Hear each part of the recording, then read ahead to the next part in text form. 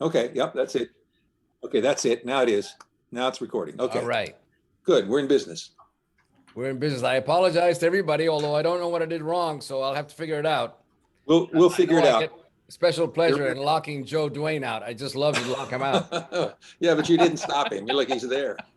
Fighting my way in. Yeah, I got to keep your juices flowing. That's right. Ask one of your grandchildren, John. I shall, but they've all gone. But we'll Too bad fix it. you can't find out. Then you can't find out. I know. Sorry. We're up the I think creek we- without a paddle. I think we can figure it out. You know, Conrad's an expert. well, I would not go that far, but and I haven't heard. Let's see, I've heard from a couple of people. John Whitlock said he wasn't sure he could make it, and he was looking forward to the recording. And I see, so I haven't heard from Whitby, from a lot of people. So I think we should just, get started, and if people trickle in, then they'll be able to watch the recording from the beginning. Well, 7-Elevens is not bad, not a bad proportion. No, that's not too bad. That's true. Right. And we are 11 now, and I see, and does everyone know Dave Whittlesey, who I see is here, Hi, our newest member? hi Dave. How we doing? Welcome. Dave, the one you don't know probably is Joe Dwayne. I'm sorry, Joe Joe Dwayne. Simons, who's out on the West Coast. He's from the class of '63. So he's been involved in this with me from several years back. But Great. Hi, Joe. this is the new thing. Well, let me just say at the top, I have a number of ideas of sort of given an overview of what I hope to accomplish tonight. By the way, I would say that we can go as long as an hour and a half to 8:30. Is that okay for everyone? Or we can, if you want to make it shorter, I don't want to go any longer than that. But I would hope that if we sort of get a buy-in if we need to go that long, we will stay until 8:30. Okay. Okay, everybody, that's good. Yeah. So mostly, in a general sense, what I'd like to accomplish tonight, I want to talk about projects that we can do, things that we can get involved in individually and maybe as small groups. But this part of what motivates this is that I have a sense of, I've talked with Jonathan in the last couple of days, and maybe other couple of the people with Joe Dwayne. It seems to me that we're at a point now, the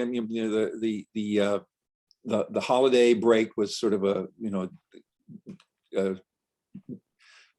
interfered with progress, and we've run up against with the exception of our chance to talk to the students again on Saturday night. And by the way, I have not received a confirmation yet from Ophelia that works, but when she replied initially and said, "Oh, that should be a great date for everybody," and so I will check with her again, say Wednesday or something if I haven't heard. But we don't need to know. I assume we've all tried to sort of set aside that time, 7 o'clock on Saturday night, and we'll get the meeting set up and the link out and the right link. So I just like to discuss ideas for things that we can, some ideas I have, and I'm hoping that some of you will have ideas, or at least respond to these, of things that we can get involved in.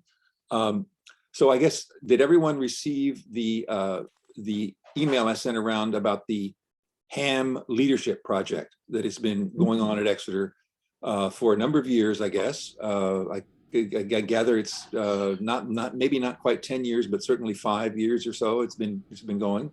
And I think, so what I would propose, I would like to have somebody other than me, or I don't know how John feels, but I'd like to have one or more people say, yes, that's a project that I would like to work on. So I think we need to make contact. As near as I can tell, that's a summer project, a summer program. So I think when he talks about faculty, I don't think any of the faculty who are the so-called faculty on that project are Exeter faculty during the school year. I may be wrong, but we need to find out, who's interested, what opportunities there are for cooperating in some way. It seems when you read that article, that was in the bulletin. It sounds like they've done some. They have a good program that has inspired people and helped them think about themselves as leaders, and that's what we want. So that's one project, and I don't need to say anything more about it right now. We can talk about it later. I just like to run through this list of ideas.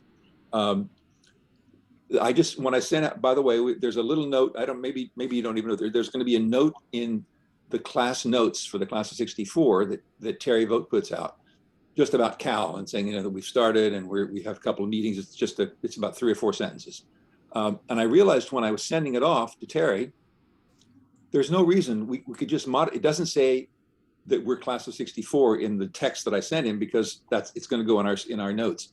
But that note, that same text just be modifying, saying that it's a group from class of 64, could be put in the class notes for other classes. If we could get permission, if we think it was a good idea to reach out to other classes, to let more classes at Exeter know that we exist and we're trying to do something. And all it says is that, I can send it around. I think, Nat has seen it, and John knows what it is. It just says we're doing it, and we've had a couple of Zoom meetings, and we're trying to encourage Exeter to be more proactive about climate change. And if we'd like to reach out to other classes, and we think it's not, if it's too early, we don't have to do it. But it's just an idea that I think if there are more people who would like to get engaged by seeing that, that's another little project that somebody could work on. I think that would mean getting in touch with Jan Woodford, who probably has her finger on how to communicate with, how to do that with other classes. And there may not be time to get it in this issue of the bulletin, or there may be. So that's another little project that people could work on. Carl maybe can tell you another project is Carl's Cal fund, just the idea of a fund. And I don't know, do you want to say a couple of words about that, Carl? Does everyone know what has been proposed? I guess, I don't know, probably not Dave. You want to just say a couple of words about that, Carl? Yeah, it's a pretty simple idea. The idea is that we basically have a booster club fund for students at Exeter that want to get involved in climate change type activities, leadership things, whether it's them going or inviting outside speakers to come to Exeter and make a presentation, or for them to go to their local towns and Rotary Club or town meetings or whatever, that this fund would pay for expenses.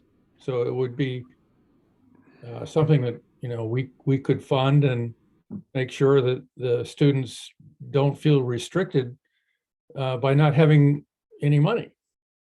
And Carl, didn't you also think that it might be possible to underwrite a project related to climate change that Sure. Sure. Yeah. And we actually, I think the next step is that we have a meeting planned for February. Does anybody? I don't have the date. We have a Zoom meeting that will include members of the Cal team plus Joe Gould, who's had a lot of experience. He's agreed to meet with us to share his experience in how to interact with Exeter and the notion of doing things with schools. So there's actually going to be a Zoom meeting in February, and anybody else who wants to get involved with that could be on that Zoom meeting. there are some issues with it, Conrad, that need to be really fleshed out. Like exactly, who approves this money, and how does that approval process work? And how would the alumni work with the academy and all on these issues? So all of that needs to be worked out, and maybe Joe can give us some insight. Yeah. So that's another project that I want you to have in mind. And I would like to end tonight, by the end of the night, I'd like to have some of this, if there's any additional names, if there's any names at all to be assigned to any of these projects, I'd like to hear from you people, and then we'll have to, this conversation will be recorded, and people who watch it later will hear about it. And but I want to I'd like to flesh out some teams to work on that. Another idea is just this, the education projects that we're encouraging the students to take on themselves. And then I'm sure that's what Joe Duane has been sort of pushing on. So you know, if we have a role in helping them help identify what kind of projects that we know, that could be a little team of you know, one or more people working with them on that. Then there was specifically the speaker series, which is sort of related to these other things. But if there's someone who's particular, I know Whit Beals has talked about that. You know, that's another thing that we could get involved more. Have a little team. I just have a couple more things here. I think we should not abandon the idea of trying to you know, lobby for some new curriculum at Exeter. And so I think we could have a team that would work on that. This group of people, doesn't have to be all of us, but eventually, you know, that could do. And then I think I've shared with, I've mentioned before, but I'll mention again, I have my sort of pet project is the idea of a permaculture garden. Does everybody know what permaculture is, or have any idea about that? It's a form of, you know, essentially trying to manage a garden that reflects as much as possible the way nature works, where you don't have a gardener making things happen. Nature just has plants growing together and doing things, and there's a good model of it. I can tell you more, but I think it would be an excellent project. It would be a multi-year, long-term project. A good permaculture garden takes a few years to establish, and if there was somebody at Exeter, this could only work if there was at least one faculty member who wanted to get involved, and so I just, you know, I want to explore that. Start off with Andrew McTammany, and then if not him, then if there's somebody else he can put us on to. So if we can find a champion at Exeter for that, I would like to work on that. And if there's anybody else who wants to learn more about it and work with me, I would love it.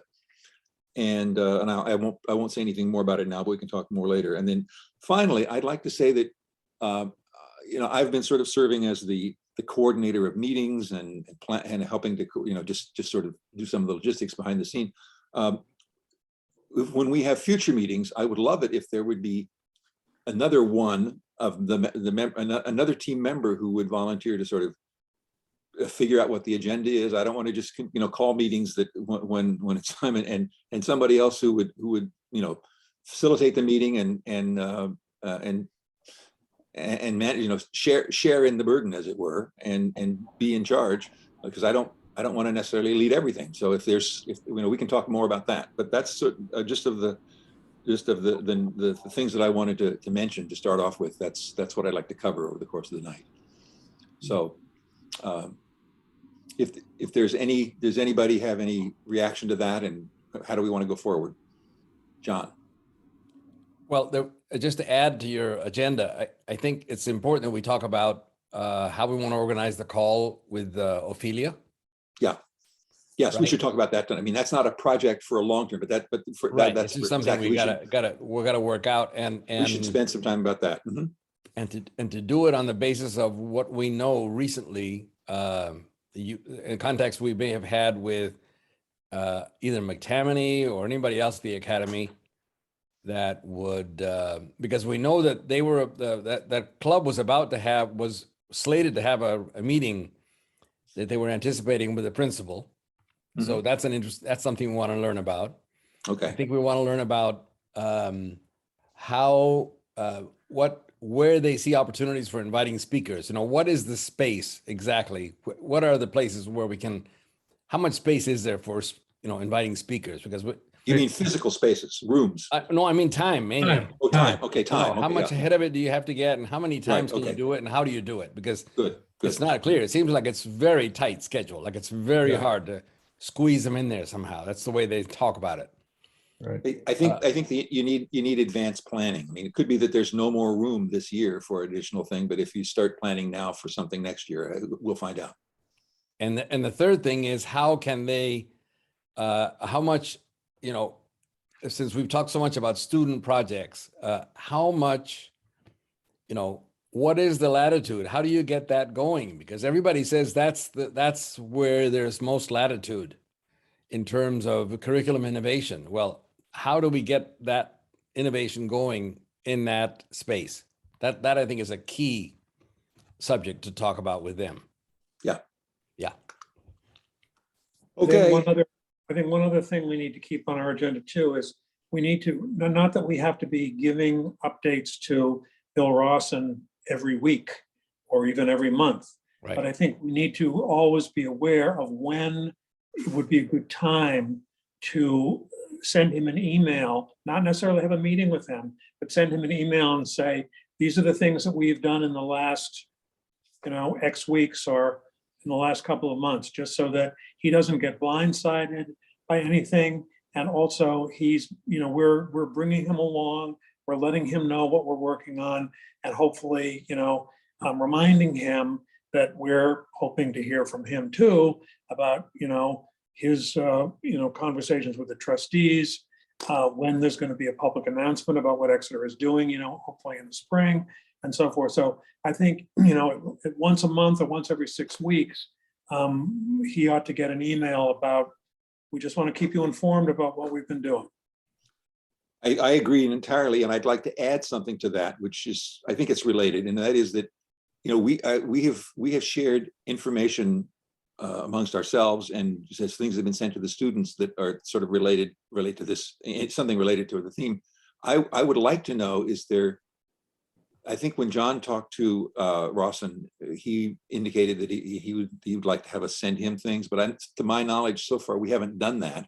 And I'm wondering if, how open is he to receiving information from us, or is there someone else on the faculty or someone on the trustees who would like to be on the receiving end of the kinds of things that we've shared with when we think one of these, I just would see if, are they open to that? Because it's, I would like to feel that there's I somebody. thought he was pretty clear on that, Conrad. I thought he said it comes to him. Yeah. Yeah, That's well, the way okay, I well, understood it, I think we should, I'd like to have it really clarified, and I'd like to have him say, yes, we want to receive this, or I'd like to hear that they're doing it already, but I don't know if they are.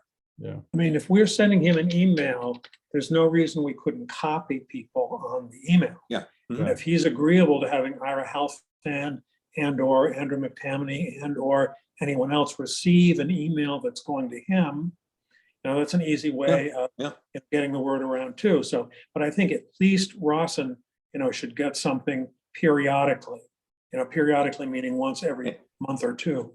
And let me put you on the spot. Would you volunteer to be the one who actually puts that together and sends it to him on a regular basis on whatever he, Yeah, sure. I can do that. Yeah. Would you head up that That's team? great. Yeah. Good. Yeah. Great. Great. That's great. We'll wonderful. We got our first team of one at least.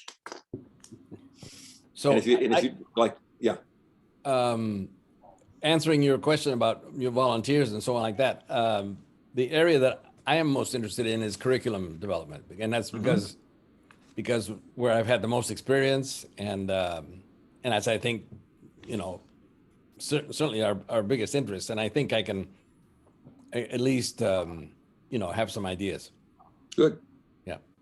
I just want to be clear that I despite my little idea, I think the curriculum development is really number one. I mean, what I'm talking about with any money, a fund for kids, that's secondary to doing something with the curricula. Well, I agree, but I think it's important to understand that basically it feels to me, maybe I'm wrong, but it feels to me the information we got from Ross and the feedback was that, they're not going to respond to our calls for curriculum development. They're going to do it themselves. So I don't know quite how to interact with that. Maybe, yeah. That's why I think our work with the students is,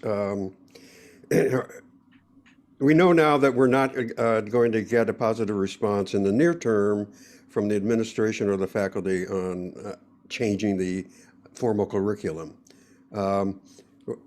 But I think, before we drop the momentum that we started with and we still have, we continue with the students, because we've gotten so far a much more positive response from them than from anyone else. So let's hear, hopefully it's Saturday, from them what their reaction to this is.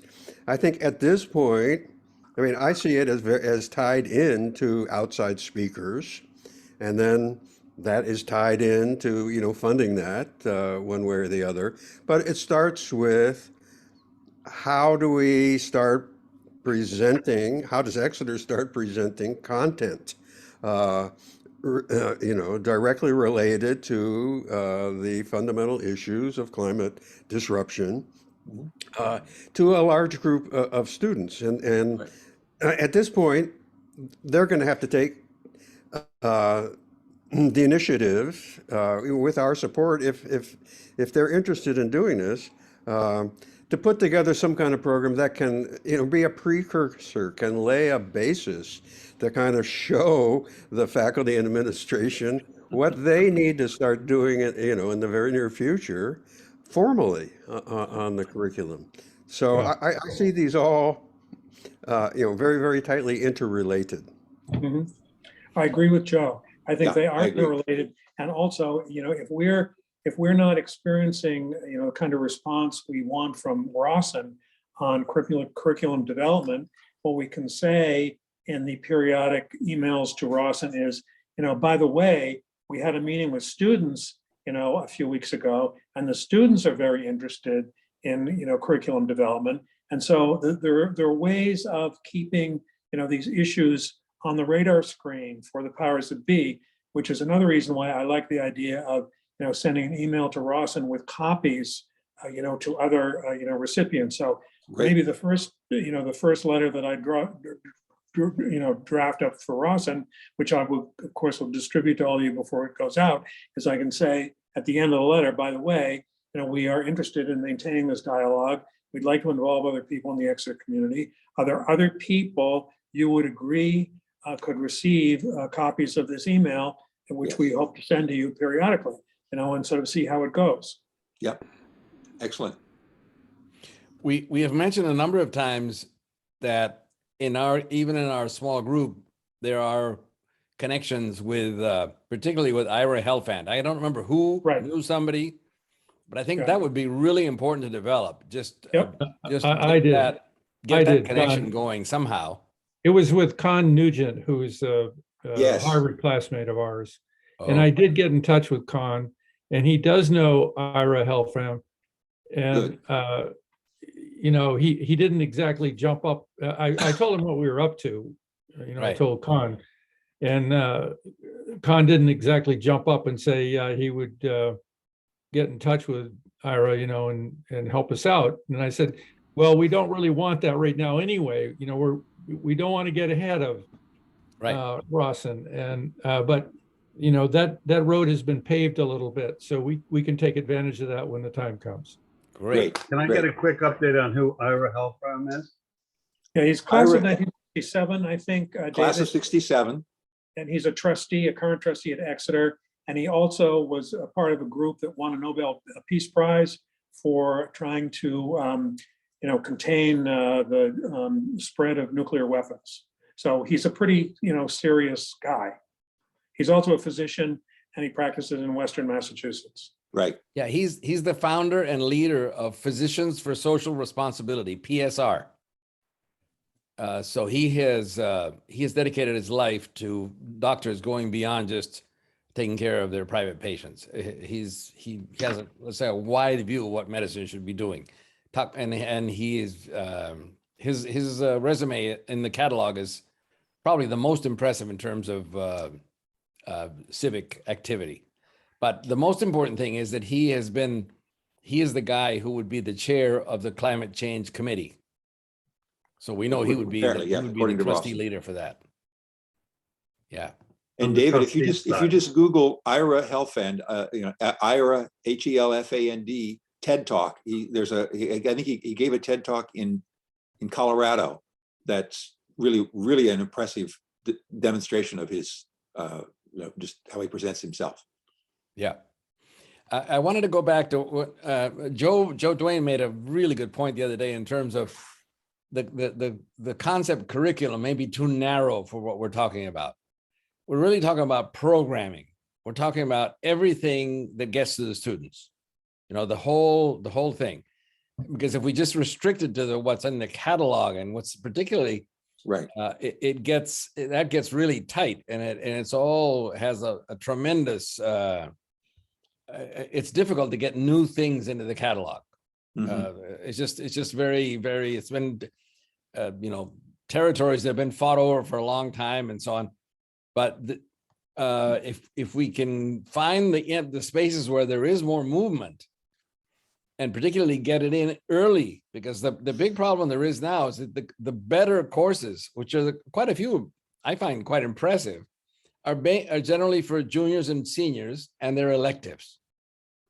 So, and the ones that are in the early part of the curriculum are things that are very kind of very discipline anchored, like chemistry. They're just like they're not multidisciplinary. Yeah. So the challenge seems to be to get the connection, get the multidisciplinary connection going early, not only between the disciplines, but also in terms of the leadership dimension. I see Dave. Do you have a question, Dave? I do, but I've let the cat out. I'm right back. Okay. Well, I think that's one of the reasons it would be good to, try and find some kind of way of piggybacking with this ham leadership idea. I mean, even if it is mostly for students in the summer, it's not exclusively, the way I read that article, it's not exclusively for students in the summer. And also, I think it would be a good idea, and I would be willing to volunteer to do this if and no one else wants to. I think it would be a good idea to have a conversation with Mr. Ham. Yes. I want to send him an email and see if he'd be willing to have a conversation and say, well, how did you get this idea? Who did you talk with at Exeter? What was the reception? And, would you be interested in, working with us? We're interested in climate change, but also leadership around climate change, and if he's willing to sort of buy in and endorse this idea of ours, then, they've already accepted him. So that gives us another, kind of leg up here with Rawson and others at PEA, I think. Yes. Yeah, I've put your name tentatively next to the ham project, Nat, but if there's somebody else's name who I can add there too, I will. But yeah, I think we definitely want to do. I think we really have to find ways, not only with Ira Helfand, but maybe through the General Alumni Association, or maybe through the staff, to identify in the alumni, because Rawson mentioned it a number of times, that we were not necessarily the most representative or the most qualified, because we're the older guys, and there aren't any girls, and we're all white, and so on and so forth. But we should try to identify. There are probably a whole bunch of alumni who are really, do this for. They're very active. They're probably in the middle of their careers on working at this stuff. It would be really useful for us to have those connections going. Yeah, I think David would like to get something in here, so I just want to hear what he has to say. Yeah. Yeah, my feet are burning. I mean, this is shit. We're way behind the 8 ball. There's stuff going on here in Maine with students in terms of them developing their own curriculum in junior high school and high school, which is way the fuck beyond what we're talking about. I'm frustrated by this conversation hugely. And I think we're tiptoeing around edges and talking about being careful and all this stuff. And this is not where I am. I think we need, if we're talking about leadership, where is Exeter as a leader? I mean, come on, let's get real. There's 1,000 flowers, lots of little projects. That's great. But where is the leadership? Where is the focus of this? Maybe I'm in the wrong group, or maybe I'm in the right. We're equally frustrated. No, we're with you, Dave. Dave, this is where we started in September, exactly there. Yep. Exactly where we started. And, so what we did was address what we thought was the most receptive possibility in the faculty, and we addressed what we thought was, hopefully a possible receptive, leader in the administration, and we've gotten nowhere. And so we all share, exactly the sentiment you just expressed, and that's why we've got a session coming up with the students who have been the only which I think is positive responders to what we've been throwing out. And so, our hopes, are at this point are with them. And so that's where we're going.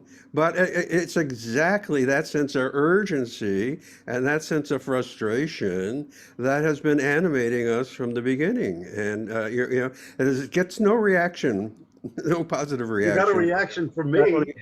No, from the faculty or administration is what I'm saying. It gets, so far. And so the kids, this break, I'm not as pessimistic as, Conrad is on the effect of this holiday break. I have the feeling that they did, the kids who we've been talking to spent some time, considering what we've been talking about and been talking to each other. And we'll see, so. I think that's great, and I'm really glad to hear that. And I apologize for my No, probably why I was No, no. asked to please. why I was asked to Sure. consider withdrawal from Exeter in my junior year. But anyway, I didn't. But the other point that somebody just raised about there, I mean, we are, a bunch of 75-year-olds or maybe 76 going back a year, but there is a huge body of Exeter alumni and alumna out there who I'm sure amongst them are some real activists and some real pros on these issues. And how do we reach them? Because I think that there's another pool there. There's the students, there's that pool, and probably amongst the faculty as well. Yes. There are some leaders that we should perhaps be identifying and tapping into. Anyway, Well, I just shut up for a second. I agree. I mean, that touches on what I mentioned about we're going to have an announcement in the class notes for the class of 64 about this group. Maybe we could use that leverage to add an announcement to the class notes of every other class, or just a group of classes. I mean, and I think that's just a question of whether will the alumni office cooperate and help us with that. And What about getting an article in the Exeter Bulletin well, about? that would be great. That's Great. That's a little more of a challenge, but That would be better. That Well, would how be do you better. go about doing that? Anybody know? Who's the editor of the Exonian? Does it still exist? Where are It does they? still Where's the exist. student newspaper? Well, Carl, to your point about getting an article in the Exeter Bulletin, my suggestion would be if we have a person who might be willing to draft an article or give an outline of an article, and then get in touch with the editor, of the bulletin, and say, look, we think this is something that should be covered. We're a group of alumni that's very interested in this. We'd like to help with an article. We really want to have an article in the Exeter Bulletin. Now, the Exeter Bulletin goes out to everybody. People who write the Exeter Bulletin will be talking with the, Bill Rawson about this. So it's not something that can get into the Exeter Bulletin just because we want it in the Exeter Bulletin. Right. But I think if we have a proposal and we come and say, look, there are a bunch of us who are really interested in this, then that, shows that they should be covering this, in the bulletin. And also, I just would like to say, to David's point, I understand the frustration, but I'm going to say something that I've said before. It may not be very popular in this group, but Exeter is an educational institution whose primary focus is not on climate change. So we, for us to go to Rawson or anyone else at Exeter and say, look, you guys, you got to get off your fucking asses. You got to do this. You got to work harder at it. That's not, in my opinion, that is not the right approach. I understand the frustration, but we've got to cooperate, with them and work with them. And when we meet a stone wall, we got to try and figure out a way of getting around the stone wall or going over the stone wall. But we've got to always appear to them to be cooperative and not to be bomb throwers, as much as we may want to be a bomb thrower. So that's my 2 cents on this. Well, Joe Simons, do you have something to say? Joe Simons? A couple of things. Maybe Dave doesn't know this, but I actually was the guy who started this in my 50th reunion in whenever it was 2013. And one of the things, there's a group of class 63 guys. And one of the things that I want to touch on what Carl. Uh-oh, he's frozen. You're frozen, Joe. Yeah, he's still frozen. Yeah. I don't know if you can hear us, Joe. Your screen is frozen and we can't hear anything. So we'll go on, and you might want to sign off and log in again.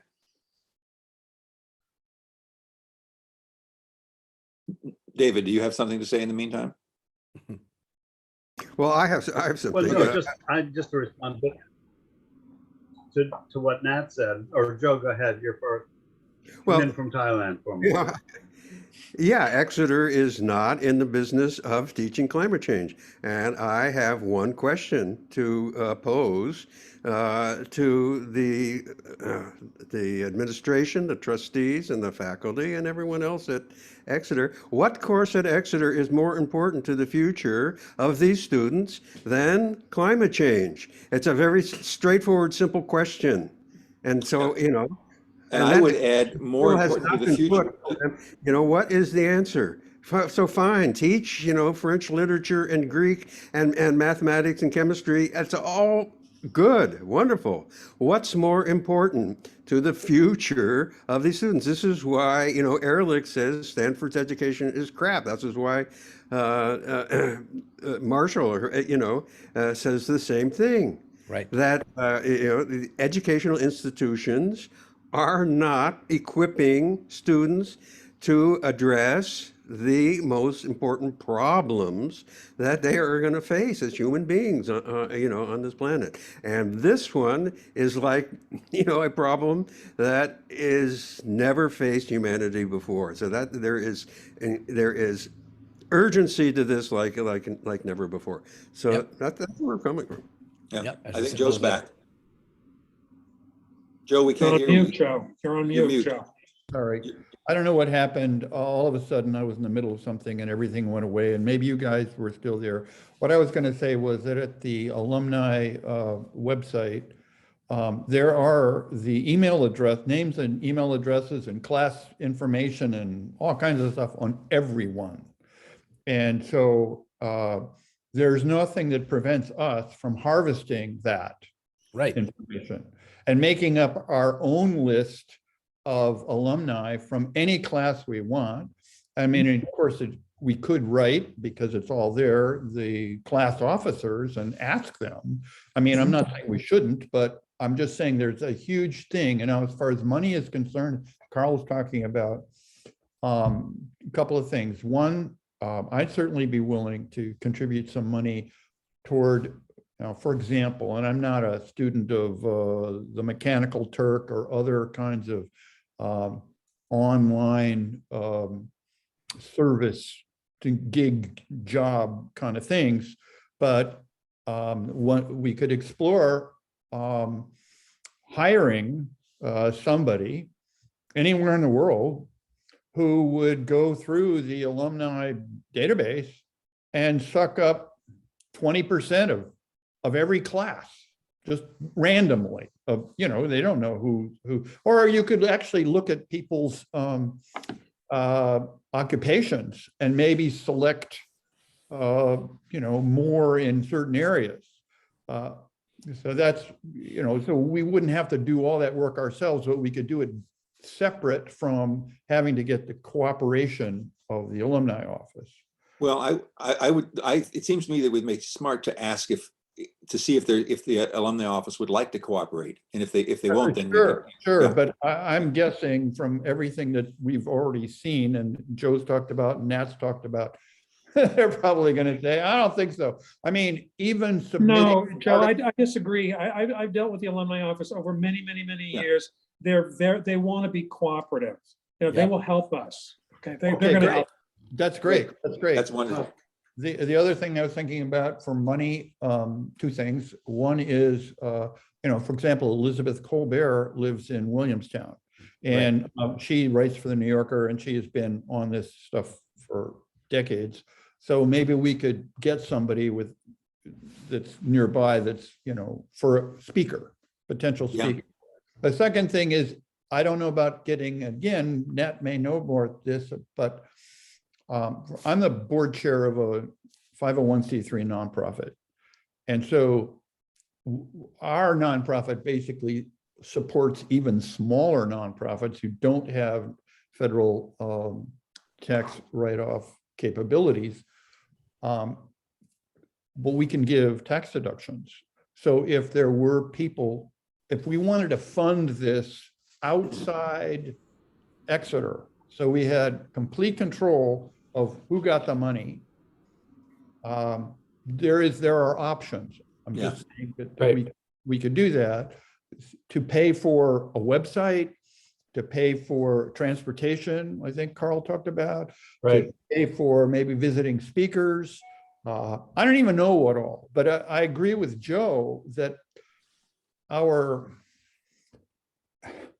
sort of like, in a way, I feel like our only lever really is the students.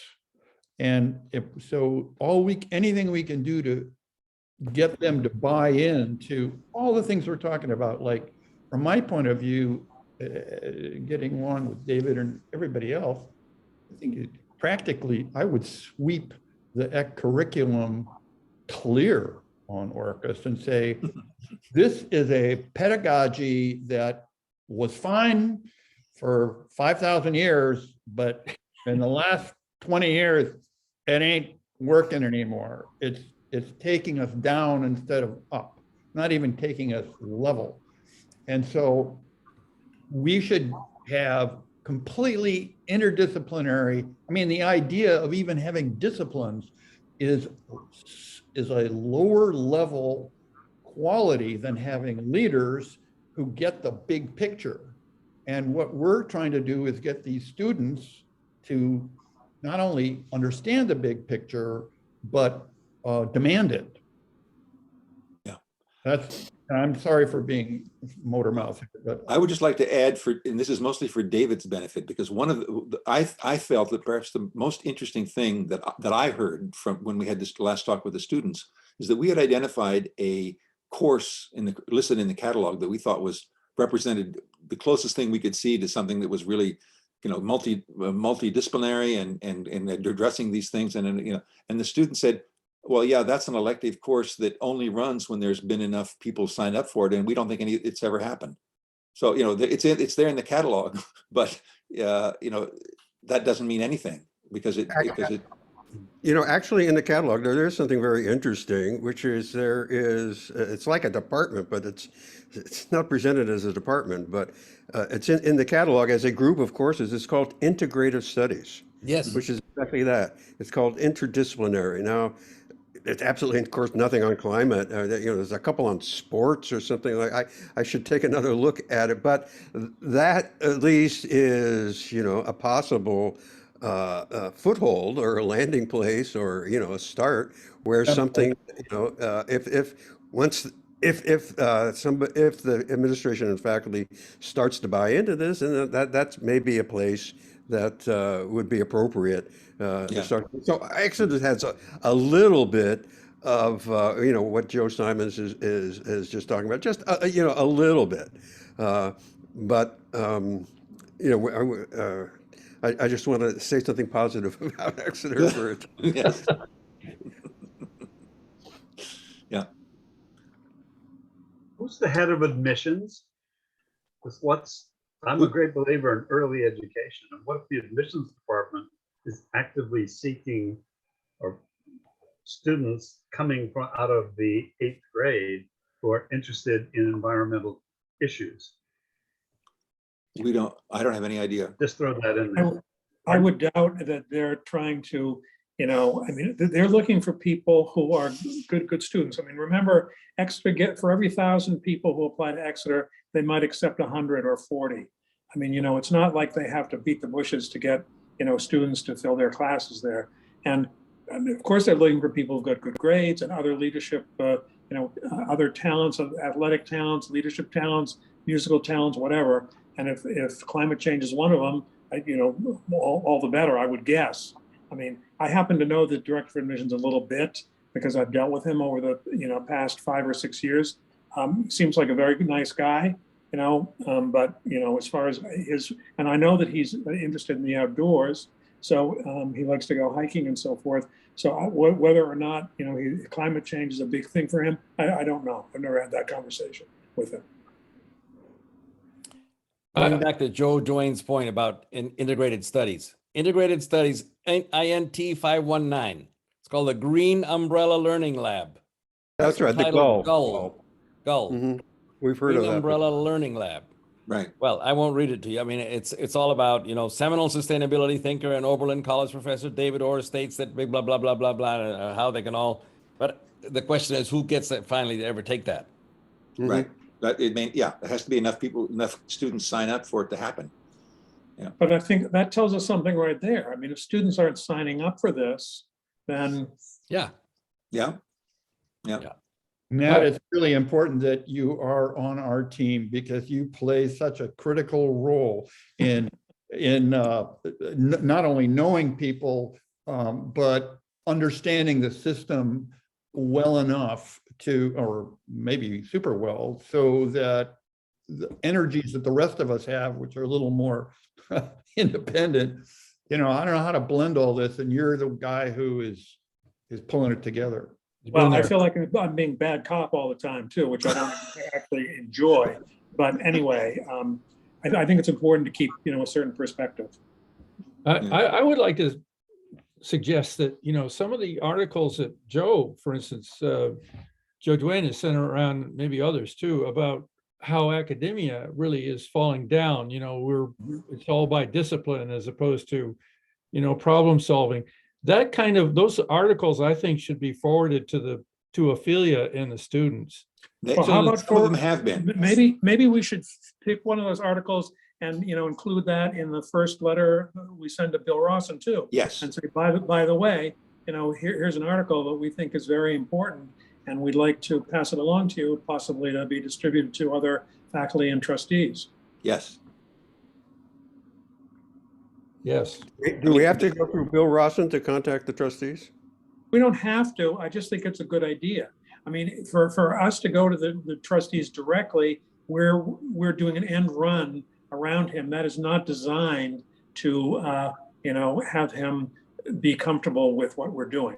So Yeah, I think that's my question, is in terms of do we have to, is it going to provoke a negative reaction? yes, I would say will provoke. That would be my prediction. Yeah, I think that would. So I don't think that's a good idea. I just wish, given we've been talking about the importance of what the kind of education we're asking for, how important it's going to be for the student. I think ultimately it's important for Exeter to understand that its future depends on its being taking a leadership role in educating its students. Or Exeter is, if it thinks that the future is like the past, is going to be the same that they've had for even the last 50 years, they're wrong. But if So we can get the students to say that, that's the way. Yeah. Right. Yeah. Right. Yeah. And I hear what you're all saying, but I have a really hard time thinking that people that are 40 and 50-year-old committed to teaching young people, and that have all the energy and all the dreams that people have when they're younger, how they would be less sensitive to these subjects than we are. I mean, I just have trouble accepting that. Where are they? I just don't see how that can be. Maybe there's some kind of a prison you walk into if you go to work at Where at are Exeter, they, but John? I mean, I think if you look at the bios of these teachers, and I think back on the teachers I had there, and what a huge influence they had on me, and they don't fit that profile of people that are just negating, just trying to get, clinging to the past and that kind of thing. I don't see that. Right. Let's try to ask the students when we talk to them, if it's on Saturday night or whenever it is, what teachers they think are really, really helping and promoting that point of view. I don't. Good idea. If they can say there are some, but if they say, well, yeah, we don't know any, that'll say something too. Yeah, it took Greta Thunberg to stop schools, sit down strike to get things to change. So, if that's what has to happen at Exeter, then so be it. But yeah.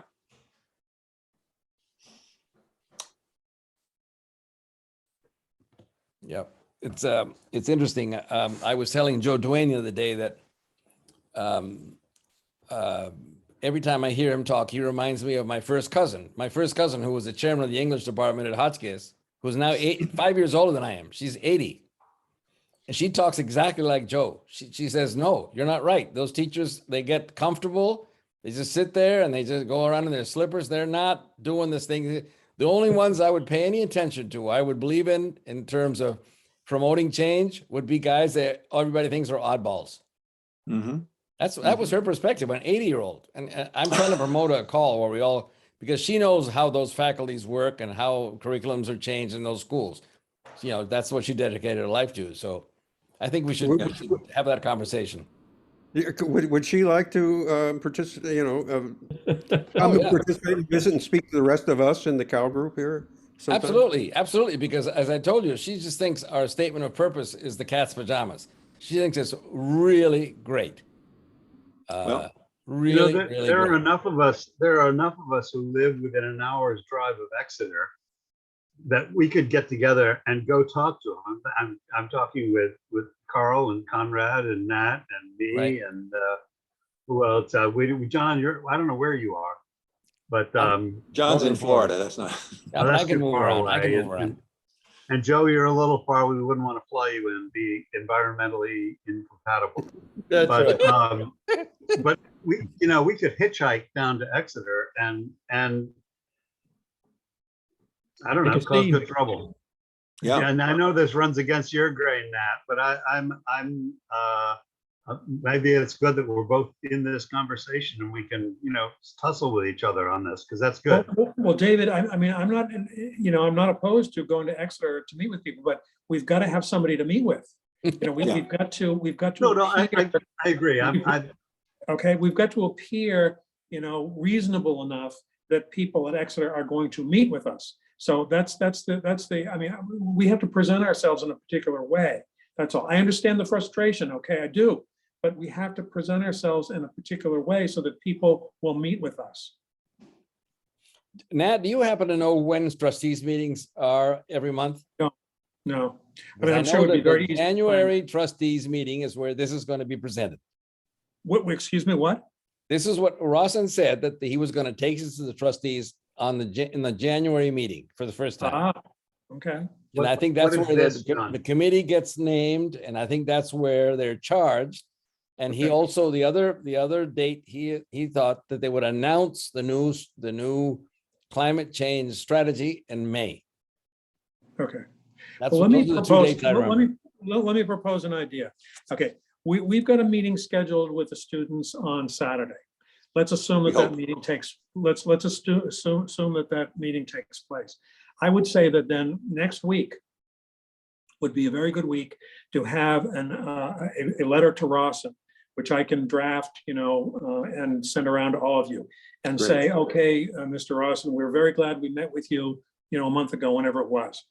We were very heartened to hear from you that there's going to be some kind of public announcement on climate change in the spring.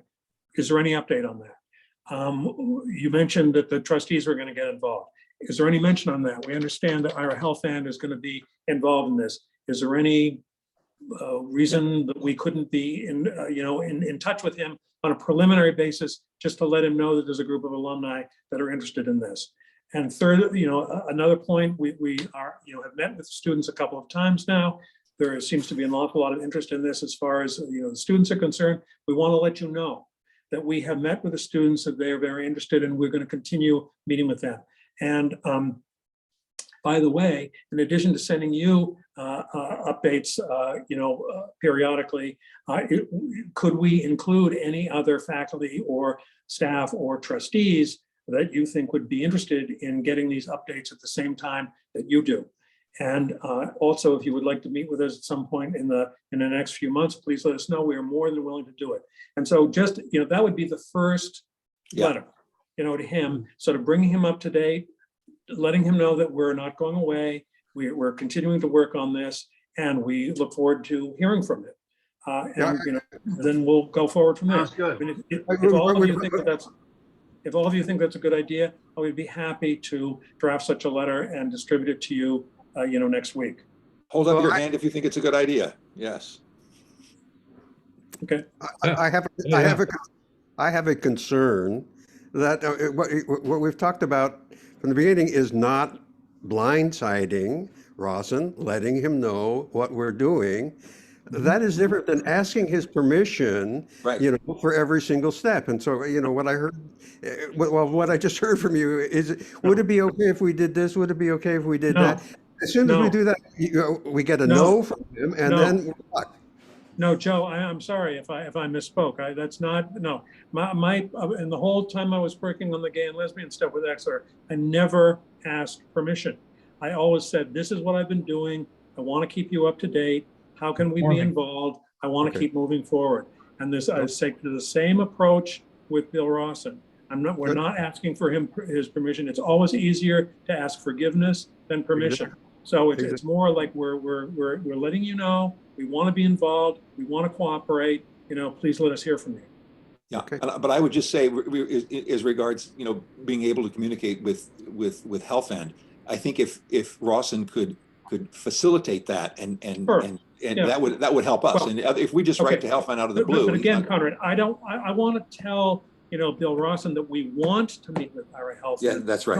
I don't want to say we want your permission to meet with. Right. our Oh, exactly. We would like to meet with him. And if he doesn't say anything, you know, then we'll say the next time we write a letter, we say, well, we suggested this idea the last time. We haven't heard from you. We are going to try and get in touch with our Health End because we certainly can get his email address from the alumni records. Right. We don't need anyone's permission to do that. And then we can, you know, so we can, you know, gently force Rawson's hand. But I mean, you know, I do think we have to be cooperative. We have to have a spirit of cooperation here. We can't just, you know, say, God damn it, we're going to do it our way. If you don't like it, fuck you. That doesn't work. Of course. I just, you know, I don't know if the meeting with Rawson was recorded or not, but I do have It was the not. recollection that, you know, at one point he said, you know, and I'm summing it up, basically, back off. I don't want you to get out in front of me. the trustees and impede things, you know. Right. And so please, Right. there's nothing for you to do right now. You can send money if you'd like, but, you know, thank you very much. Right, but Joe, my response to that, as far as Rawson is concerned, is he's basically trying to tell us that he wants to be in control and he's going to let us know when we can do something. And I'm saying, no, not exactly, actually, Principal Rawson, not exactly. We want to let you know what we're doing. These are the ideas that we want to keep on working on. We want to hear from you about how we can do this together. And that if he doesn't respond, we'll say, well, you know, we did bring this up the last time, and now we're going to, you know, get in touch with our Health End on ourselves. You know, Right. if this isn't, I mean, we can push things along, but we have to be a little gentle and appear to be cooperative. That's my point. I agree, Nat. Yep. I agree also. Excellent.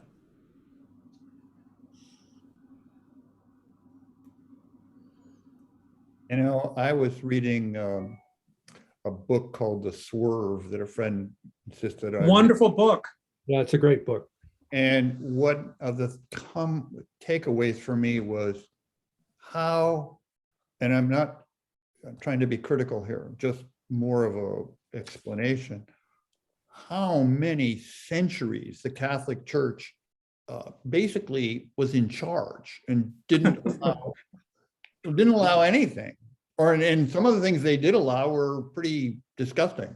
Not a criticism. I'm just trying to say that when I'm listening to this conversation, I'm thinking about how the institution, you know, Rawson, the faculty, and particularly the trustees, none of whom I know, feel like, you know, the castle, they're in the castle and the gate is down or the drawbridge is up. And we're trying to, I guess we have two philosophies. One is, hey guys, come on out, let's plant some tulips together. And the other is, if you don't come out, we're going to start, you know, lobbying dead cows over the ramparts or something. I guess what I'm wondering is, do we need to have this, do we have to, it feels like we're taking their point of view. I'm not saying it's wrong, as an institutional, you know, kind of cluster that is united maybe and against us. I mean, there's a we they kind of thing here that I'm struggling to express. And I'm thinking, gee, we are alumni. We're not just, somebody who graduated a couple of years ago. Presumably we have some sort of chops because we've been there for 50 years more. And so does the school, does the institution really want to blow us off? Do they really want to, because we have the option of going public, so to speak, and saying, hey, we tried, we really tried. We used the NAT approach as well as others, and the school just is dragging their feet. Yeah, they're doing something, but it is so slow that it's irrelevant. Thought you guys should know this is your institution, supposedly a leadership incubator, not doing a very good job. I just don't know where we should be in terms of our own position of power.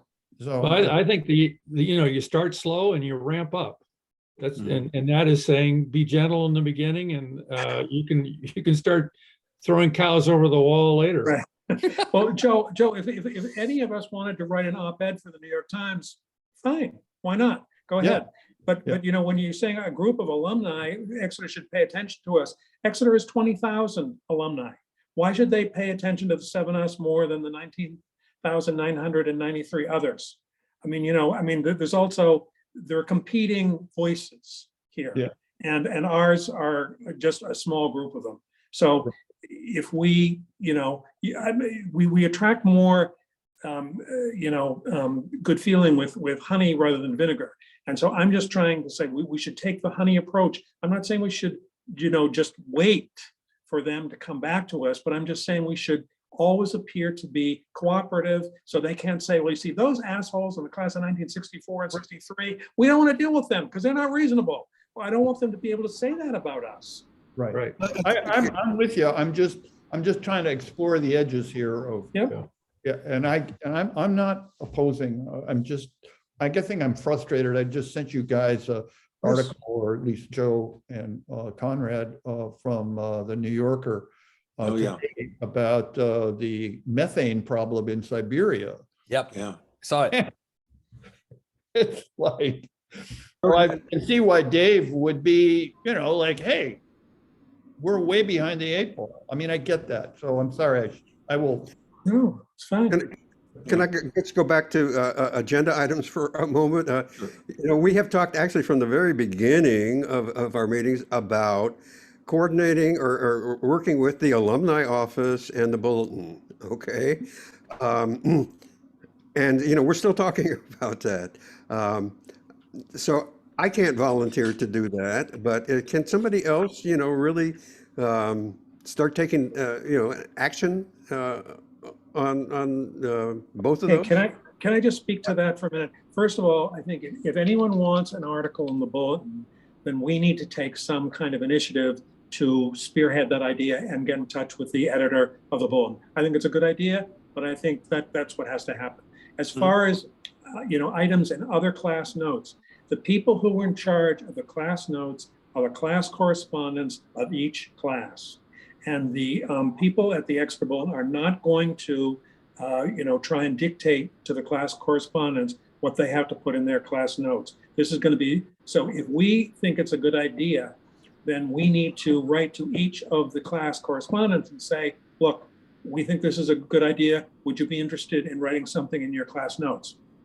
That's a big project because there are 60 or 70 different classes. So I'm not going to do that all on my own. I might do, 5 or 6 classes, but I'm not going to do it all on my own. But if that's something that people are interested in doing, that's how it's going to go. It's going to go through each class correspondent. Well, Nat, are those emails for class correspondence, are they through Exeter or are they personal email addresses? Well, probably most of them these days are going to be printed in the bulletin. Because that's how class members can get in touch with their class correspondents, is by sending them an email. And so most of those addresses will be printed under, with each class, in the Exeter Bulletin. So it's not like they're difficult to get, but it's just that The class correspondent is the one who decides what goes into the class notes. Well, I No, think- no, my question is it screened? Does it go through Exeter? No, to no, the these are class private, agents? they're Well- personal, private email addresses. They're, not- okay, they're private. Okay. Yeah. Good. But the class correspondent will decide what goes into the class notes. I mean, it's not like Yeah. Exeter says, well, you can't Do print we that. It's not- know from the conversation with Bill Rawson if there are any other activist groups out there amongst the alumni who are approaching him or approaching the bulletin or approaching anybody on this issue? I don't know. We Did don't. he mention No. that? He did not mention that. What he mentioned was that there were a whole bunch of alumni he could think of that he should be calling on to be more active in this as he called it, existential juncture. I mean, Ira And he made it a Helfand- point to call on the people in the alumni that he thinks should be collaborating in this. Mhm. So he's probably done that. And so there are no other groups of alumni calling on him to take this kind of action? At least- Not that we, I not that don't we think know so. of. That's a real Yeah. lack of educational leadership. Where Right. are they? But keep in mind that 4 of the trustees are either I think the chairman of the Alumni Association and the vice chairman are automatically trustees, and 2 of them are ex-chairman and vice chairman. So 4 of them are general Alumni Association people. 4 of the trustees Of 22. of 22. And I think the one who is slated to be the next chairman of the trustees is one of those. She's the lady. I can't remember her name right now. I mean, Ira Helfand might know the name of, the various alumni who are interested in this. I don't know. I mean, that's one reason I think it'd be good for us to, have a conversation with them. Yeah, it's probably well known. I mean, probably the alumni office would know the answer to Dave's question because, they know us pretty well. They know us pretty well. They know quite a lot about us. So they would probably immediately think of 5 or 6 people that they think of as, passionately interested in this subject. I would bet anything. Now, So I think who? we should follow up on what Nat was saying. The article in the bulletin and doing what we have to do to put together a really good article for the bulletin and getting them interested in publishing it. So My guess, and it's just a hunch. I'm getting the sense from Ross, and he's put a lot of energy into, carbon footprint initiatives in the physical plant. And he's saying that something's going to be put in front of the trustees, in January, and expected to have some development by May. My guess in terms of the bulletin is the bulletin that comes out after May Yeah. is going to be a big announcement bells and of whistles. Exeter's leadership, in climate change. Sure. And so and it'll talk about, the solar panels and the bike paths and whatever else is going on in the physical plant, which is all good. But in terms of, his receptivity to us, putting a somewhat challenging, article in about, hey, it's time to develop a course or something like that is going to be no, thank you. We'll cover the bulletin. That's just a hunch, but to throw out Yeah, at this point. and I think it's a good hunch. It's on the defensive side, but there's also an opportunity if you're going to have let's call it a climate change issue. Gosh, it seems to me to be easier to get something into a climate change issue that presents the challenges we're talking about than it would be just cold turkey. But it might be best for it not to actually ostensibly come from us. Maybe it should come from students or some Right, faculty that we work with and can go under their name. So it doesn't. It's not this pesky group of class of Crotchety 64. old. It's okay to have a pesky group. It's okay to have. Not in the Exeter Bulletin, edited by Rawson. I don't think so. Well, we would like to We're have. not We would so like to have groups. far. We're not yet perceived as a pesky group that I know of. But it's Okay. true that we could, I mean, we could easily, that's something we have to decide. If we want to become the pesky group, that's certainly a role we can play. Activist. Activists, yes. Yeah, I think we want to be positive activists. Well, he's already said that, class of 68 out of college, we were the activists. He already sees us that way. Yeah, that's right. Okay. Because he had the picture of, he has his own picture in Right. class of 71 being an activist at Exeter. That's the first thing you see when you walk into his house. You Right. see him raising hell there at Exeter. Right. And yeah, he made a lot of comments about that. But I think who can we talk to that would give us the best advice? And I'm thinking the person could be Morgan Dudley. Maybe. Well, when it comes, yeah, I mean, she I think has more to do with the money raising. I Fundraising, mean, yeah. and she has had an institutional advancement, as it's called, but I think her focus is more on raising money than alumni relations. That would be my Yeah. guess. But But I mean, he's gonna, I mean, if we go forward with Carl's idea, that we're gonna raise money for our 60th reunion for this fund, then she definitely would be someone to talk with. Definitely. yeah, I think we need to find, let's call it the journalistic way. I mean, what the Exeter Bulletin considers valuable, and then get something written that gets our thoughts across in the most effective way possible. The best spokesman, the best message, that's a really interesting project. And I must say, I don't have a clue. I wouldn't even know where to start on that. I don't know anything about that. Zero. Let me just say, here, we have a little more than, we have, it's 8:17, so we have about 13 minutes before the 8:30 limit that we agreed to. We can go beyond that if we want. I would like to see if we can assemble from the 7 people here, a team of 2 perhaps, who can sort of begin to focus on this, the Exeter Bulletin project, of getting something, learning about what you do, and I don't know. Yeah. Maybe we need to, there are 4 other members of the team who aren't here tonight, and we can send a message to them and encourage them to listen to this recording soon. But I'd like to, if we could make a little headway on that, I'd like to. So could I ask Nat, can you think of somebody who understands the Exeter Bulletin really well, and what gets in there and how it gets in there? Somebody that could support you, you could delegate that to?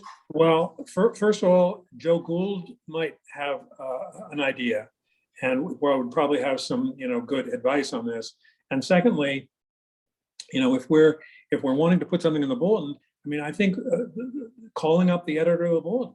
yeah, I think you start getting there. in touch with the editor of the bulletin and say, look, this is an idea that some alumni feel very strongly about. Is this something that could be, an article in the future, in a future bulletin? And also, if it's alumni linked, I mean, if it's not just climate change in general as an article, but alumni who are interested in climate change, I think that is more likely to be the hook that gets the article into the bulletin. So, but I think that we need to have some kind of idea about what the article would be about before getting in touch with, the editor of the bulletin. And again, the editor of the bulletin is not going to be able just to, these ideas all have to, be vetted by Rawson and others in the administration. It's not just going to be us calling up and saying, oh, sure, you can get an article in the bulletin, no problem. Well, of course. And I think it would be important to ask, what's the typical lead time for, from an idea to getting something in? Is it a year or more or less? They're only 4 a year. So, they may have most of the next 4 issues all sort of assigned already. I don't know. So we should find out how they operate. Who is the Exeter editor of the Bulletin right now? I couldn't tell you. It would be if anyone has the latest copy of the bulletin, it's right there in the masthead. Yeah, it's easy enough to find out. Well, I can do that. I can check it. I can try to investigate. Yeah, Joe's got it. Joe's got it. Oh, Joe can do it. Joe can do it. Yeah. Letters to the editor No, it's on the, it'd be on the inside, it's like on page 3, yeah, it's the inside front. Isn't Oh, there wait. a, Principal is Ross and Director of Communications is Robin Giampa. Executive she's- Editor is Jennifer Wagner. Yeah. Jennifer Wagner is the Executive Editor. Contributing Editor is Patrick Garrity. So Jennifer Wagner. There's a Communications Advisory Committee too, which you guys can look at. Of alumni and I. Okay. Yep. Communications may be addressed to the editor, email bulletin@exeter.edu. You know, as important as I think it is, I don't think it's our top priority right now. Because as Joe was saying, it's going to be that edition, that May edition is going to be probably already. Probably already is. It's yeah. all probably already designed to, you know, to announce this with great fanfare. Yeah. Yeah.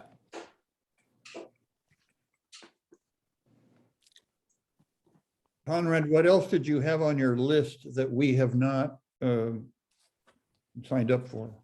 Well, I could just run over and see if they any, you know, I've talked about the student self-ed program, and I would imagine that Joe Duane would be kind of interested in having some involvement with that, but I don't want to put things in the Carl Fund is Carl. Of course. Class notes, future curriculums, speaker series. We didn't spend a lot of time talking about that. Is that maybe that's not a separate project, or maybe it is, but you know, I would.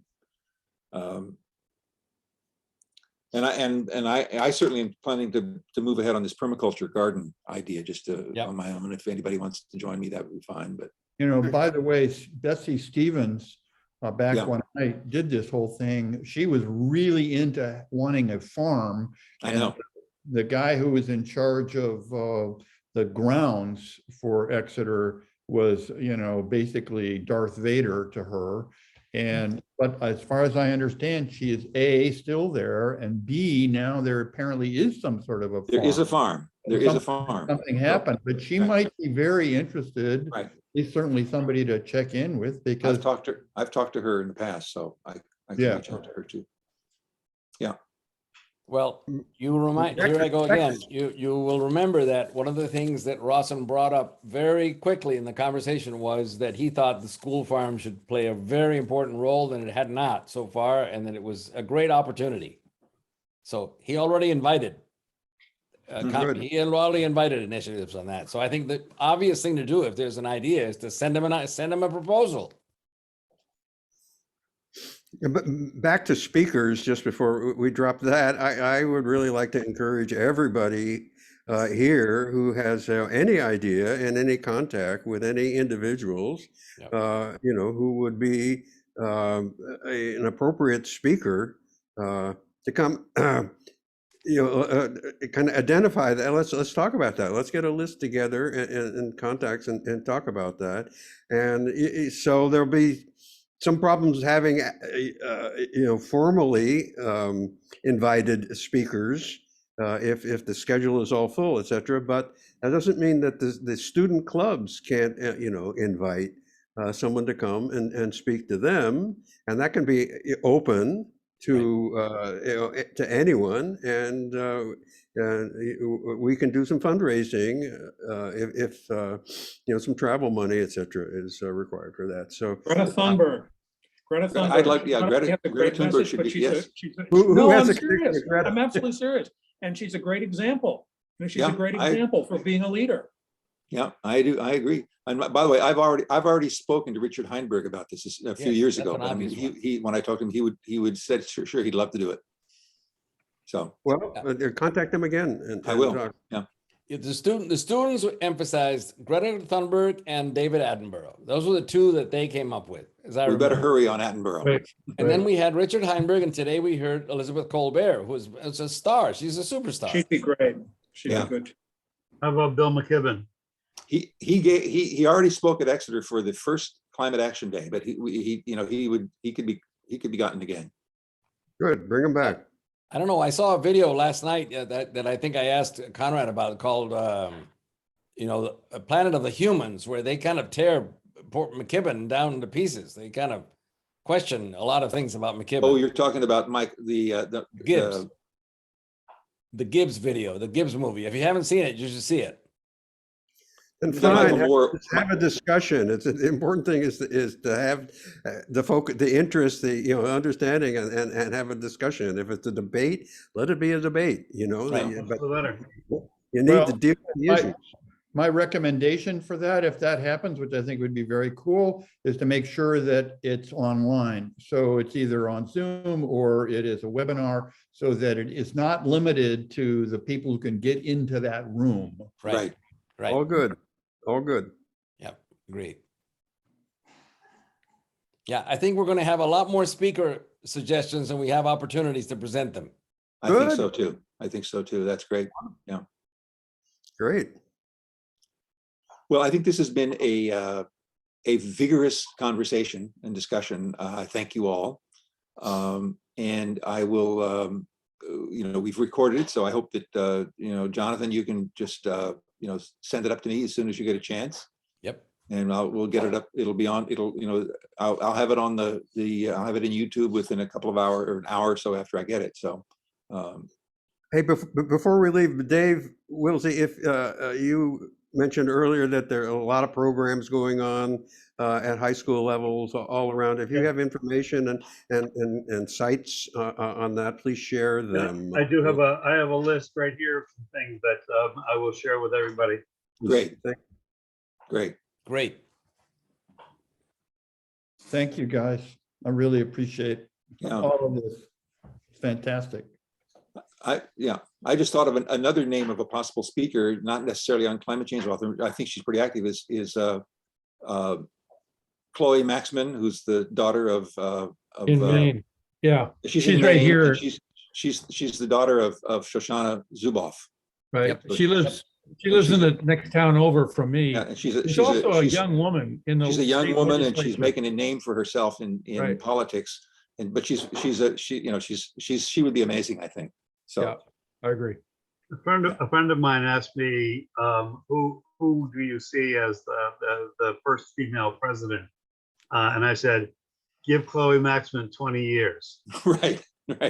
She's great, and she's dynamic and a great speaker, and Probably easier to get her there is now. a lot Than, of we don't want to wait Zuboff 20 years to get her. We want to get her DNA as now. well. Yeah, and presuming that we still have presidential elections 20 years from now. Right. Yeah. She might not be elected. I didn't say she would be the elected president, Joe. I said president. Right. Well, Joe, Anyway. would the king of Thailand be willing to, take over in a pinch, do you think? The old king, the previous king. I don't care, any king. I don't care. Someone, Well, the young. save it, please. As long as the king. Be careful what you pray for. Right. Yeah. Well, listen, big thanks to everyone for tonight. And, this has been rousing. Good. Great. Good Thank word. you. Good word. Good. Bye, everybody. You don't have Who to, Thanks, are guys. the other four? Are they on the list? Conrad, you don't have to wait till Wednesday to contact the students. Maybe you can do that Maybe tomorrow. Yeah, I'll do it tomorrow if I have a. Night all. Okay, see you soon. Or good morning, Joe. Good morning. Good morning. Okay,